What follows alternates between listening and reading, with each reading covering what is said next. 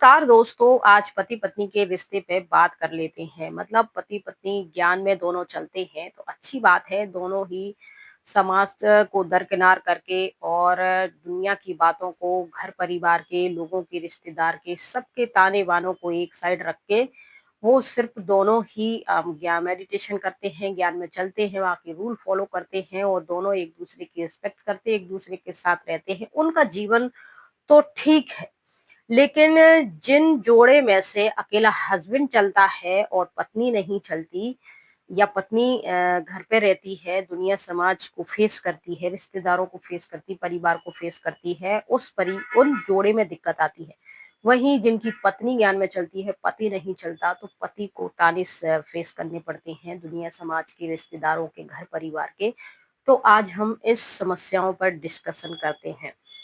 यहाँ लोग कहते हैं, जैसे मैं भी जब सेंटर पे थी तो मेरे सामने भी बहुत सारे जोड़े यहाँ चलते थे ज्ञान में। लेकिन कोई 2 महीने, कोई 1 महीने, कोई 6 महीने, कोई साल भर ऐसे चलता था। वहीं एक जोड़ा था बिना सेंटर का, वो चलते थे हस्बैंड। वो जब ज्ञान में आए और फिर उन्होंने यहाँ की नियम धारणाएँ शुरू करी तो उनकी जो वाइफ़ थी उनसे झगड़ा करती थी। फिर उनको घर परिवार उनका काफ़ी बड़ा था, उनके रिश्तेदार जो थे, जॉइंट फैमिली थी, देरानी-जेठानी थी, उनके बच्चे जवान थे और फिर उनके सास-ससुर भी थे, ननंदें थीं, तो उनका बहुत बड़ा परिवार था इस भाई का। इनकी शादी को भी 3 साल ही हुए थे, लेकिन इनके पास कोई बेबी नहीं था। फिर जो हस्बैंड थे शुरू में वो आते हैं, मेडिटेशन कोर्स करते हैं और शिविर अटेंड करते हैं। उसके बाद फिर वो अपनी वाइफ को भी लेके आते हैं, वो भी यहाँ आके कोर्स करवाते हैं। अब इनको कोई बेबी नहीं हुआ था और ये लोग ज्ञान में चलने लगे। जैसे ही धीरे-धीरे घर में और घर के परिवार में लोगों को पता चला कि ये लोग ब्रह्मचारी जीवन का पालन करने लगे हैं, उनकी लाइफ में जैसे भूचाल सा आ गया। अब भाइयों का क्या होता है कि वो तो घर पे आते हैं, रात को काम करके खाना-वाना खाते हैं, थोड़ा बहुत हाय-हेलो होती परिवार के सदस्यों से, सो जाते हैं। सुबह उठते हैं, अपना ज़रूरी काम निपटाते हैं और खाना-नाश्ता करके फिर से काम पे चले जाते हैं। अब ऑल टाइम परिवार के साथ, रिश्तेदारों के, दुनिया समाज के साथ महिला रहती है। महिला को बहुत दिक्कत होती है इन सब चीज़ों में। खासकर उन महिलाओं को जिनके पास बच्चे नहीं होते, क्योंकि पुरुष को तो कोई नहीं बोलेगा कि बच्चे क्यों नहीं हो रहे हैं, महिला को ही सब पूछते हैं। सास-ससुर उनके पूछेंगे, जेठानियाँ पूछेंगी, उनकी भतीजियाँ हैं और सबसे बड़ी दिक्कत ये भी होती है कि उनके मायके में जो माता-पिता, बुआ और चाची-चाचा और भी उनके रिश्तेदार होते हैं, वो भी महिला से ही पूछते हैं। वहीं फिर तमाम बातें उस महिला के दिमाग में डालना शुरू हो जाती हैं कि तुम्हारे हस्बैंड का बाहर ज़रूर किसी से चक्कर चल रहा है। ये भी बात आ जाती है, इसीलिए वो तुम्हें भाव नहीं देता है, दूर रहता है। तो ये सारी चीज़ें भी उसके दिमाग में डाली जाती हैं, वो परेशान हो जाती है इन सब चीज़ों से और वो रोज़ अपने हस्बैंड को ये सारी बातें बताती हैं, लड़ाई झगड़े होते हैं, यहाँ तक कि नौबत अलग रहने की आ जाती है। बहुत से हस्बैंड वाइफ अलग भी हो जाते हैं। वाइफ जो जाती है तो वो कितने दिन तक मायके में रहती है, 1 महीने, 2 महीने, वहाँ भी उसको ताने मारना शुरू हो जाती है। वहाँ लोग ये भी कहना कि शायद इनमें अंदर कोई कमी होगी, ये खुश नहीं रख पाती होंगी, संतुष्ट नहीं कर पाती होंगी उन्हें, या फिर ये गर्भ धारण करने में असमर्थ होंगी। इस तरीके की बातें उसको सहन करनी पड़ती हैं और जो महिला ये सारी बातें सुनती है समाज की, अपने लोगों की, रिश्तेदारों की, उस पर क्या बीतती है ये तो वही महिला समझ सकती है। मेरी ये बातें वो महिला सुन रही है तो वो अपनी इन बातों को समझ सकती है। फिर वो ये सारी बातें उससे करती है, अपने हस्बैंड से। उसके दिमाग में तो मैं बाबा का बाबा, मेरा वो बाबा ने मुझे डायरेक्शन दिया है, प्योर रहना है। उसके दिमाग में ये रहता है और वो ये सोचता है कि उसे बताया जाता है कि ये जो सब है, ये माया है, तुम्हें तोड़ने की कोशिश करेगी, हटाने की कोशिश करेगी, लेकिन तुम इन सब चीज़ों से डरना नहीं, इसका सामना करना, ये सब चीज़ें रहती हैं। तो उस समय वो व्यक्ति आपकी भावनाओं को, आपकी फीलिंग को, आप पर क्या बीत रही है वो समझता नहीं है, या उसकी ऐसी कंडीशन नहीं होती कि वो समझ सके। जानबूझ के उसने उसकी जो विचारधाराएँ होती हैं फीलिंग को लेके वो बिल्कुल बदली हुई होती हैं। और वो आपको एक माया की दृष्टि से, एक बंधन की दृष्टि से और एक क्या कहें उस प्रकार की बातें हो जाती हैं और रिश्ता यहाँ तलाक पे आ जाता है या लड़ाई झगड़ों पर, दोनों के रिश्तों में अशांति, उनके साथ-साथ घर के परिवार के मेंबर के बीच में भी अशांति आना शुरू हो जाती है। वहीं घर की महिलाओं के मायके से भी वो और ससुराल से भी जो घर की बड़ी-बूढ़ी महिलाएँ होती हैं, वो उन्हें सलाहें दें, तरह-तरह की सलाहें देना और टोने-टोटका और जादू-टोना और ये साल माला तावीज़ इसके चक्कर में भी बहुत सारी पड़ जाती हैं।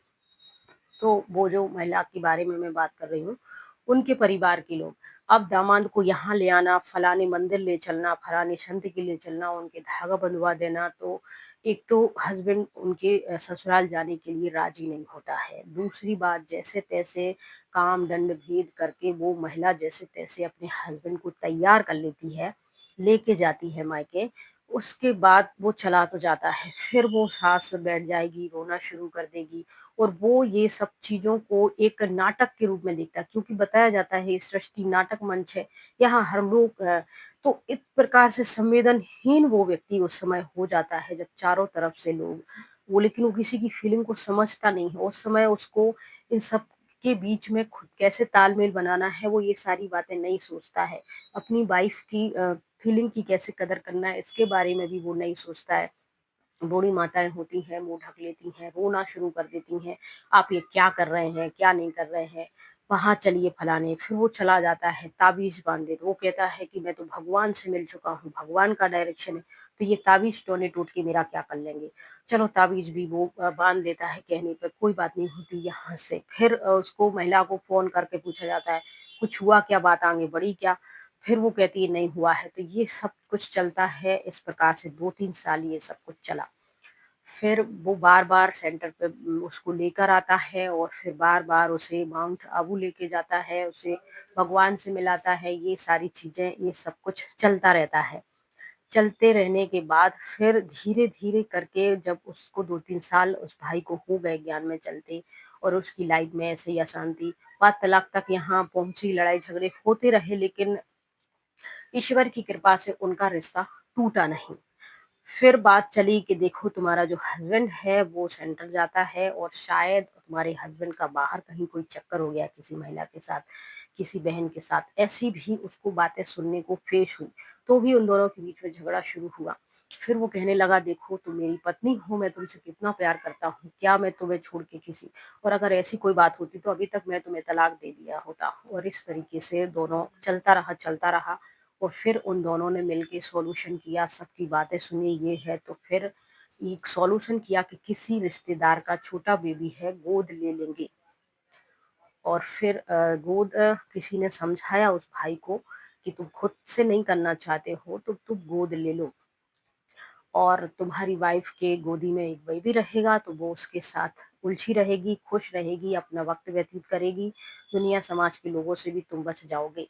और फिर ऐसा ही उन्होंने किया, किसी रिश्तेदार से पहले से बोला और वो तैयार हो गए इस बात के लिए और फिर उनका जो बेबी हुआ, इन्होंने गोद ले लिया इन कपल ने और ये दोनों जो हैं अपने जीवन में सेट हो गए, खुश रहने लगे। अपने जो भी उनका था धरना-वरना का वो सब चलता रहा, उनने तोड़ा भी नहीं। और इस तरीके से तो लड़ाई झगड़ा ना हो, तलाक ना हो और ऐसे भी सॉल्यूशन निकाले जा सकते हैं। तो इस तरीके से जो महिलाएँ जूझ रही हैं, परेशान हो रही हैं, वो ऐसे सॉल्यूशन निकाल सकती हैं और इस सॉल्यूशन अगर आपका काम नहीं कर रहा है और वो व्यक्ति आपको बहुत तकलीफ हो रही है, आपकी फीलिंग को कोई समझ नहीं रहा है, तो आप उससे अलग हो जाइए और अपना कोई बिज़नेस, अपना कोई काम शुरू कर दीजिए सेल्फ डिपेंड होके और अपने मन को आप वहाँ लगा लीजिए। तीसरा सॉल्यूशन ये है कि आप चाहें तो खुद अपने हस्बैंड की कंपनी दे सकती हैं, उनका साथ दे सकती हैं और अगर ये सब करने में आप सक्षम नहीं हैं, आपका मन गँवारा नहीं होता है, तो आप अलग रह के अपना सेल्फ डिपेंड हो सकती हैं। वहीं जिनकी महिलाएँ चलती हैं, पुरुष को भी सेम यही सब कंडीशन फेस करनी पड़ती है। वो वर्क करने के लिए बाहर जाता है तो वहाँ के लोग उसको कहते हैं कि तुम्हारी वाइफ़ ऐसी है, वैसी है, तुम्हारी वाइफ़ का शायद बाहर चक्कर चल रहा होगा, ये सब होता है और ऐसी ही झंझट, ऐसी ही सब समाज के ताने, दुनिया के सबके उसे फेस करने होते हैं। तो ये दोनों के बीच है और इसका सॉल्यूशन ये है, या तो दोनों ही जन चलने लगो दुनिया समाज को छोड़ के, या फिर अगर नहीं बन रही है बात तो अलग रहो। जिसको चलना है उन्हें छोड़ दो और तुम अपना काम धंधा शुरू करो, सेल्फ डिपेंड बन जाओ और इस तरीके से खुशी से जीवन व्यतीत करो। वहीं अ, कौन क्या सोच रहा है, क्या फ़ील कर रहा है, ये सब उसके ऊपर डिपेंड करता है। जब तक वो आपके आँसुओं को मगरमच्छ का आँसू समझेगा, आपके प्यार को वो देह अभिमान समझेगा, रिश्तेदारों को वो माया समझेगा, अगर ऐसी उसने थिंकिंग बना ली है, तो फिर उस व्यक्ति का कुछ सालों तक कुछ नहीं हो सकता। आप कुछ दिन के लिए उसे बिल्कुल अकेला छोड़ दीजिए, चाहे लेडीज़ हो, चाहे जेंट्स हो, सब तरीके से आप उसे बिल्कुल अकेला छोड़ दीजिए। उसे वापस आना होगा तो 1, 2, 3 साल में आ जाएगा वापस, आ जाएगी वापस, नहीं आना होगा तो चली जाएगी और आप भी अपना रास्ता बदलिए। अब ये नहीं है कि बैठ के 2-3 साल आप सिर्फ़ उनका ही इंतज़ार करें, आप अपना कोई सेल्फ डिपेंड वाला कोई छोटा-मोटा काम करें, जॉब करें, आपको जो भी आता है, आपके अंदर जो भी योग्यता है, आप वो करें।